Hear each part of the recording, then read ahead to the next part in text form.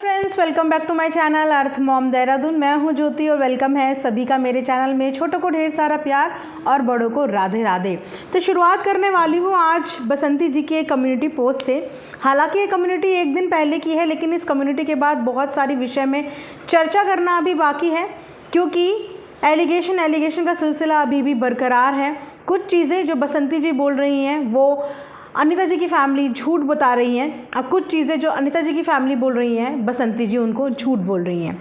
तो बहुत सारी चीज़ों के बारे में वीडियो में हम आगे डिस्कस करेंगे और आप लोग डेफिनेटली अपना point of view comment section में ज़रूर शेयर करना। तो चलिए सबसे पहले कम्युनिटी पोस्ट हम लोग पढ़ते हैं। दोस्तों, इस वक्त हमारे साथ कोई नहीं है। जिन नंदों के घर जाकर उनके बुरे वक्त में उनकी सेवा करी, वही पैसे और ज़मीन मांग रही हैं हमसे। हम कौन होते हैं इनको हिस्सा देने वाले? बाबूजी से मांगे ना। सास ससुर की किसी भी हालत में मैंने सेवा नहीं छोड़ी, दिन रात घर में मौजूद रहती थी। तब ये लोग क्यों नहीं आए सेवा करने?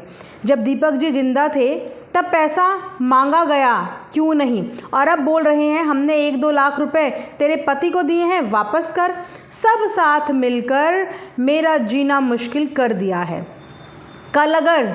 कल अगर मैंने कोई गलत कदम उठाया तो उसके ज़िम्मेदार ये सारे लोग होंगे, क्योंकि मैं बहुत परेशान हो चुकी हूँ। मन में अलग अलग विचार आ रहे हैं। अभी तक अपने बच्चों के लिए लड़ रही हूँ और ज़िंदा हूँ। तो ये कम्युनिटी पोस्ट कल बसंती जी ने किया था, जिसे पढ़ के थोड़ा सा बुरा लगा और घबराहट भी हुई। सबसे पहले तो मैं ये बोलूँगी कि ये सोशल मीडिया है और घर की चर्चा विषय आप लोग ही सोशल मीडिया पे लाते हो, तो इनको बर्दाश्त करने की भी अपने अंदर सहन शक्ति लेके आइए। इंसान की ज़िंदगी सबसे अनमोल होती है, सारी धन दौलत सारी ज़मीन जायदाद से अनमोल। इसके बारे में कभी भी गलत अपने मन में विचार भी ना लाएं। लड़ाई वही लड़ पाएँ जिससे लड़ने के आप काबिल हों, सक्षम हों, और अगर लड़ाई नहीं लड़ सकते तो फिर उस लड़ाई के लिए कभी भी पहल करो ही मत, या उस लड़ाई में कभी भी खुद को शामिल करो ही मत। तो ये एक बहुत गलत विचार है जो आपके मन में इस वक्त आ रहा है। इस विचार को आने नहीं देना चाहिए।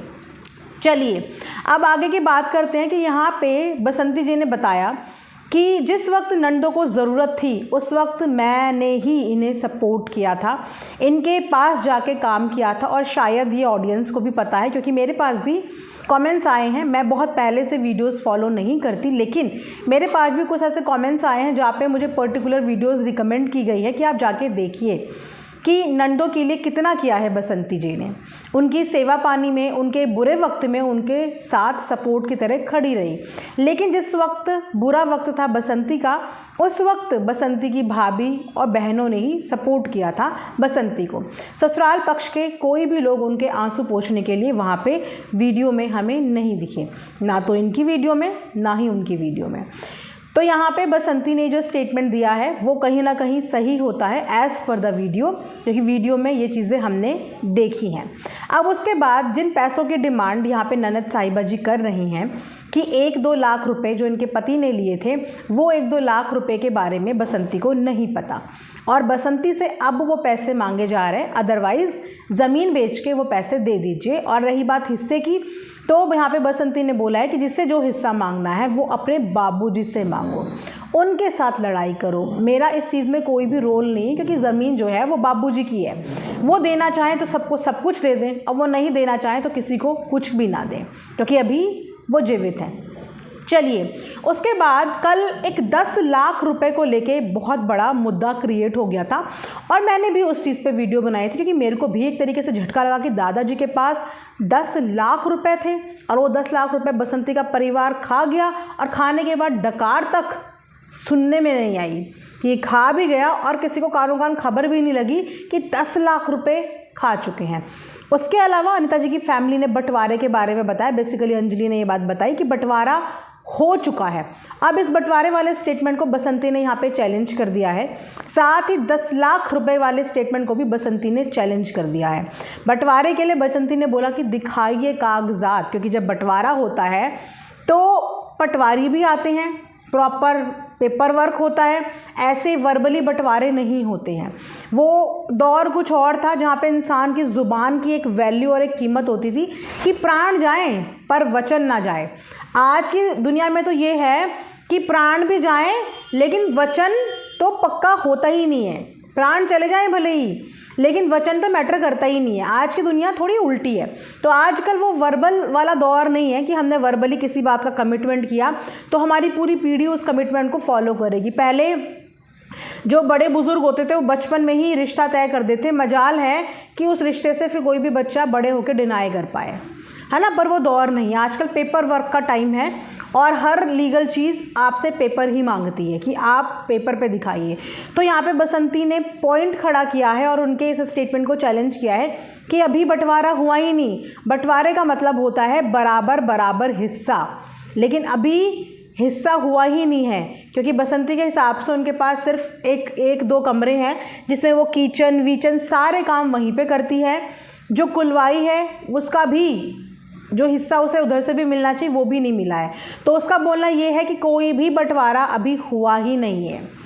कोई पेपर, कोई कागजात, कुछ भी नापा तोली कुछ भी नहीं हुआ है।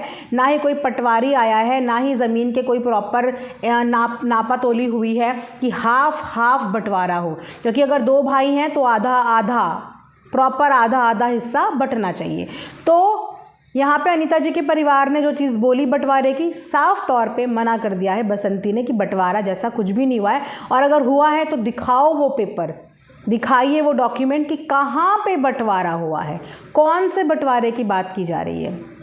उसके अलावा जो 10 लाख रुपए का मुद्दा उठाया गया था कि दादाजी की जिम्मेदारी लेने के लिए लालाजी का परिवार रेडी था पंचायत में, लेकिन दादाजी अपनी मर्ज़ी से वहाँ पे जाना चाहते थे बिकॉज़ उनके हिसाब से वो थोड़ा कमज़ोर थे, गरीब भी थे और क्योंकि उनके पति को एडिक्शन था, लत थी दारू वारू की।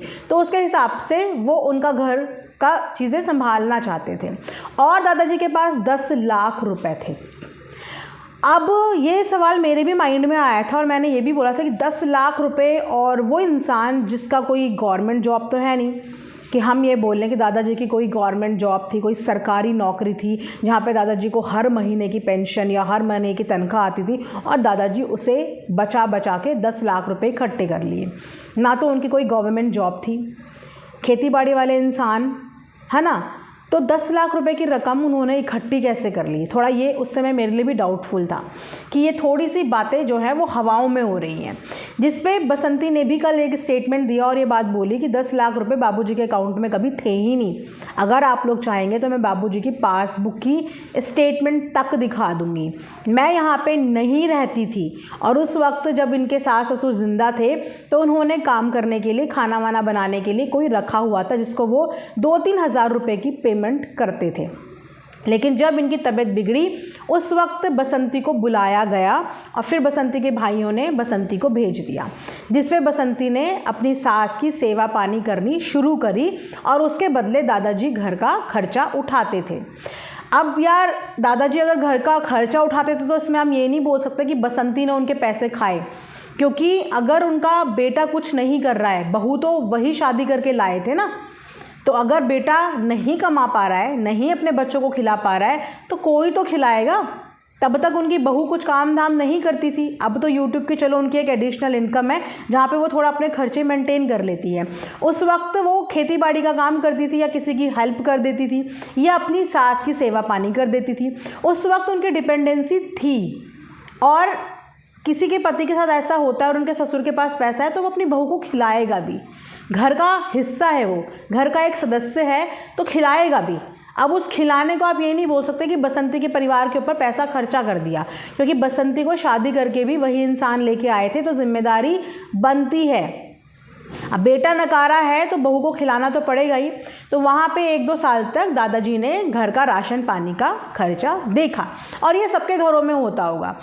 आज भी अगर हमारे इन लॉज वर्किंग हैं या रिटायर भी हो गए हैं और हम अगर एज अ बहू उनके पास जा रहे हैं तो वो हमसे नहीं बोलेंगे कि बहू घर का ये राशन ख़त्म हो रहा है, आप पैसे दो राशन भराओ। अगर वो केपेबल हैं, उनके पास पैसे हैं, तो वो घर का राशन भरेंगे और बहू से कभी डिमांड नहीं करेंगे कि घर का राशन तुम भरो। हाँ, अपने बेटे को वो बोल सकते हैं लेकिन बहू को कभी नहीं बोलेंगे, है ना। क्योंकि बहू जब अपने पापा के घर में रहते हैं, मतलब अपने मायके रहती है, तो वहाँ पे भी उसको ये नहीं बोला जाता उसके माँ बाप के द्वारा कि तू पहले कमा के ला तब हम तुझे खिलाएंगे, है ना। और यही सोच के शादी भी करते हैं। वो अलग बात है कि आज के डेट में हर किसी को इंडिपेंडेंट ज़रूर होना चाहिए, क्योंकि परिस्थितियाँ किसी ने देखी हुई नहीं है। इंसान एक एक रुपये गिनवा देता है अपना खिलाया हुआ। आज का वो दिन है, एक गिलास पानी भी वसूल कर लेता है आपसे कि मैंने तुझे उस दिन एक गिलास पानी पिलाया था, तेरे पे मैंने इतना खर्चा करा था। तो आज की डेट में हर एक औरत को आत्मनिर्भर होना चाहिए, इंडिपेंडेंट होना चाहिए। तो वहाँ पे 1-2 साल तक दादाजी ने खिलाया, लेकिन उसके बाद जैसे बसंती काम वाम करने लगी यूट्यूब वगैरह पे, तो फिर वो अपने खर्चे मैनेज करने लगी। लेकिन दादाजी के पास 10 लाख जैसा ह्यूज अमाउंट बसंती के हिसाब से नहीं है, और वो इस चीज़ का पासबुक में स्टेटमेंट दिखा सकती हैं कि दादाजी के पास इतने पैसे थे ही नहीं। और उनके पास इतने पैसे, सबसे पहली बात है कि आएंगे कहाँ से, कैसे आएंगे उनके पास। तो ये सारे मैटर उन्होंने क्लियर करे, दोनों एलिगेशंस का जवाब जो वहाँ से अनीता जी की फैमिली ने उनके ऊपर लगाया है।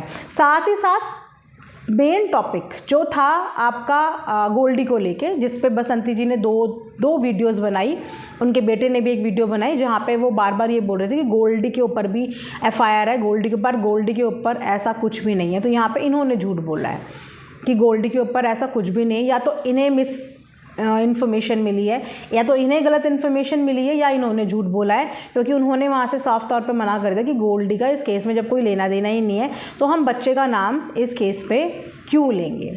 ये सारा सिनारियो हो रहा है। तो मैंने सोचा चलिए इस चीज़ पे थोड़ी सी वार्तालाप की जाए। आप लोग भी कमेंट सेक्शन में बताना, क्योंकि दोनों ही एक दूसरे के ऊपर अभी तो दोषारोपण कर रहे हैं, और अगर एक चीज़ बोलता है तो दूसरा बंदा उस चीज़ को चैलेंज कर देता है। फिलहाल बसंती इस टेंशन में है और ये उसे कंसर्न हो रहा है कि सब के सब मेरे को परेशान कर रहे हैं, मेरे ऊपर हावी हो रहे हैं और चाहते हैं कि मैं सड़क पर आ जाऊँ, भीख मांगूँ। और यही सारी बातें मुझे पहले भी बोली जाती थी कि तू भीख मांगेगी, सड़क पर आएगी, और इन सब का ये प्लान था मुझे सड़क पर लेके आने का। बार बार अपनी हर वीडियो में, हर स्टेटमेंट में बसंती यही बोल रही है। लेकिन एक बात यहाँ पे ये भी है कि अगर बाहर ही निकालना उनका प्लान होता तो शायद ये चीज़ें वो बहुत पहले भी कर लेते। यहाँ पे मुद्दा है हाथापाई का, जो चीज़ें ट्रैक से अलग जा रही हैं। मुद्दा सिर्फ इतना है कि क्या बसंती के भाइयों ने मिलकर लाला जी और अनीता जी के ऊपर हाथापाई करी है, सिर्फ इतना मुद्दा है। लेकिन मेन मुद्दे के अलावा हर चीज़ के बारे में बात हो रहा है। अब बसंती अभी भी अपने स्टेटमेंट पे कायम है कि मेरे भाइयों ने कोई भी मार पिटाई नहीं करी है, मेरे भाइयों ने ऐसा कुछ भी नहीं किया है। तो फिर जो लाला जी और अनीता जी के बॉडी पे काले काले निशान हैं, वो किस चीज़ के निशान हैं?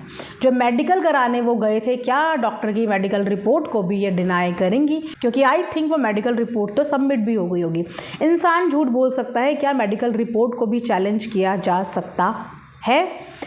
उसके अलावा इन्होंने ये भी बोला कि जो काले काले निशान हैं ना, वो बनाए गए हैं काला काला लगा के। तो काले काले निशान काला काला लगा के बनाए गए हैं। अगर वो बनाए गए होंगे तो बिल्कुल फ़िक्र मत कीजिए, रिपोर्ट में, मेडिकल रिपोर्ट में वो पता चल जाएगा कि ये काले निशान पेंट से बनाए हैं या फिर ये काले निशान वाकई में ओरिजिनल रियल चोट के निशान हैं। तो वर्बल बातों का कोई भी महत्व नहीं है, क्योंकि चोट का प्रूफ, चोट रियल है, चोट फेक है, ये तो मेडिकल रिपोर्ट साबित कर देंगी। इंसान को साबित करने की ज़रूरत ही नहीं है। चोट के प्रूफ्स मेडिकल रिपोर्ट शामिल कर देंगी। और अगर चोट बसंती और उनके भाइयों को भी आया था तो फिर बसंती और उनके भाइयों को भी मेडिकल टेस्ट के लिए जाना चाहिए था, उनको भी अपना मेडिकल करवाना चाहिए था, दिखाना चाहिए था, और उसके बाद ऑडियंस को अपनी भी मेडिकल रिपोर्ट दिखा देते कि ये है हमारी भी मेडिकल रिपोर्ट, हमें भी चोट आई थी, अगर इनको आई थी तो हमें भी चोटें आई थी। तो चलिए देखते हैं आगे और क्या क्या होता है। जैसे जैसे जो अपडेट आएगी आप लोगों के साथ शेयर ज़रूर करूँगी। आप लोग कमेंट सेक्शन में अपनी राय, अपना पॉइंट ऑफ व्यू ज़रूर शेयर कीजिए। मिलेंगे नेक्स्ट वीडियो में, तब तक अपना ढेर सारा ध्यान रखिए। राधे राधे।